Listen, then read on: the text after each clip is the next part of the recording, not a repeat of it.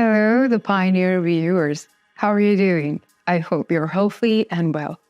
As the Pioneer team, we continue to bring you the developments regarding Russia-Ukraine war. In a moment, we will again analyze latest situation on the map. There is intense activity at many points, especially on the Zaporizhia front line. On the Kherson front line, the Ukrainian army is quite advantageous. The losses of the Russian armed forces in the region are increasing. At the same time, there are many reports of the surrender of a large number of Russian soldiers in the region. We often state that the situation in the Russian troops is getting more difficult every day. In our previous reports, we have often mentioned the dominance of the Ukrainian Marines in the direction of Krinky. A Ukrainian unit of only 300 men dominates this area. On the other hand, we have started to see the results of the Ukrainian army's defensive war in the areas. The Russian armed forces, which are trying to advance at many points, are suffering heavy losses and cannot advance. So, what is the latest situation on the front line?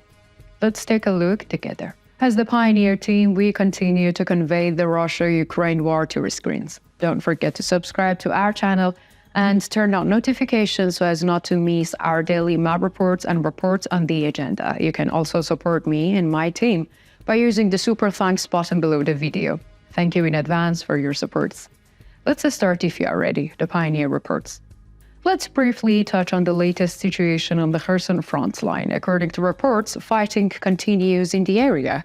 There are attacks by Russian troops on the Ukrainian Marines, but so far there are no results. The situation in Krinky direction remains largely stable. The demarcation line is stable as well. We continue with the latest developments in the Robotin sector of the Zaporizhia front line. We also stated in our last report the Ukrainian army has begun to regain the initiative in this area. The Russian armed forces failed under defensive and offensive in the western part of the Robotin.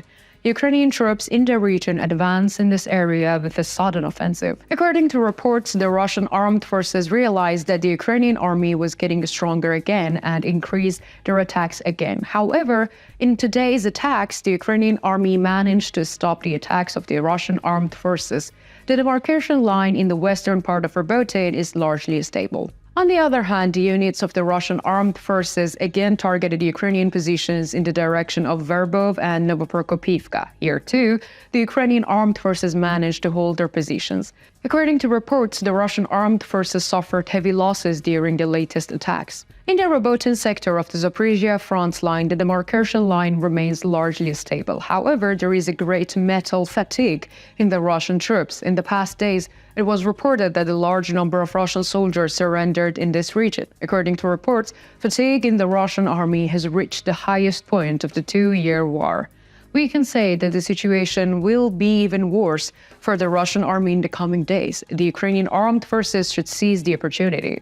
Let's continue with the artillery activity in the region. According to the latest reports, artillery units of the Russian armed forces targeted Robotin, Malaya Tokmakcha, Orikhiv, Novodaniilivka, and Novoandriivka. In turn, artillery units of the Ukrainian armed forces targeted Ichenkov, Solodka Balka, Kopani, Nestroyanka, Marine, and Dolinka. Let's continue our report by analyzing the latest developments in the Voholdar sector of the Zaporizhia front line. According to the latest reports, units of the Russian armed forces are on the move again. There are attacks by the Russian troops in the direction of Stromayorsk. In particular, the presence of the Ukrainian artillery units here has become more important. This area was constantly targeted by the Russian army. However, until today, Russian troops had not achieved any gains. It is reported that the Ukrainian army repelled the attacks of the Russian army in the attacks that started again. In particular, the activity of the artillery units of the Ukrainian armed forces was very useful in repelling the Russian army. Ukrainian artillery units in the region need to be further fortified. At the moment, the situation of the Ukrainian fortifications in the region is not bad. However, all conditions must be taken into account. Let's continue with the artillery activity in the region. According to the latest reports, artillery units of the Russian armed forces targeted Ukrainian positions in the direction of Stromayorsk, Makarivka, Novodariivka, Rivnopol, and Blahodnatnoe. In turn, artillery units of the Ukrainian armed forces targeted Zavidny Bazhania, Priotny, Stromoylinivka, and Volyadny. Let's continue by analyzing the latest developments on the Donetsk front line. According to the latest reports near Novomikhailivka on the Donetsk front line, things are very difficult for the Russian armed forces. There is fighting on the southern outskirts of the settlement. We have already mentioned this in our previous reports. In this area, units of the Ukrainian armed forces managed to repel Russian troops from the same areas. According to reports, the losses of the Russian army have increased in recent clashes. There is a squeeze. This squeeze is currently against the Russian army. At the same time, units of the Russian armed forces are trying to reach the settlement from the Pobeda direction. There are no attacks, but so far there have been no developments.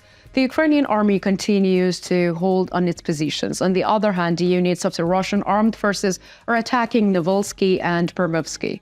So far, they have not achieved any results in these regions. According to the latest reports, units of the Russian armed forces have captured new positions at the Cook factory northeast of Avdiivka. However, these reports have not yet been confirmed. At the same time, Russian troops carried out offensive operations near Stepnoe and Novokalinov. But here too, the demarcation line is largely stable. Let's continue by analyzing the latest situation on the Bakhmut front line. According to the latest reports, units of the Russian armed forces have been again mobilized in the vicinity of Klishchivka. The dominant hills in this area are still the target of the Russian army. However, we have described the situation in this area many times before. The Ukrainian army is still in an advantageous position. The fact that the dominant hills are under the control of the Ukrainian army neutralized the attacks of the Russian army. On the other hand, on the northern flank, units of the Ukrainian armed forces are building new defensive fortifications around Chasiv Yar. We can talk about the possibility of a new strategic retreat of the Ukrainian army in the coming days. Let us also look at the Luhansk front line. According to the latest reports, units of the Russian armed forces have stepped up their offensive around Serbianki, southwest of Dibrova. Heavy counterattacks are taking place in the area. The situation here is largely stable. In addition, units of the Russian armed forces are carrying out offensive near Terniv and Sinkiivka. So far, however, there are no large-scale changes on the Luhansk front line. Now tell me, what do you think? Do you think that the Ukrainian armed forces will continue to hold on the direction of Krinky? Why do you think that the Russian troops cannot advance here? What strategy should the Ukrainian army adopt? What do you think about the increasing Russian losses on the Donetsk front line? Let me know in the comments. You know that I read and I care a lot about your comments.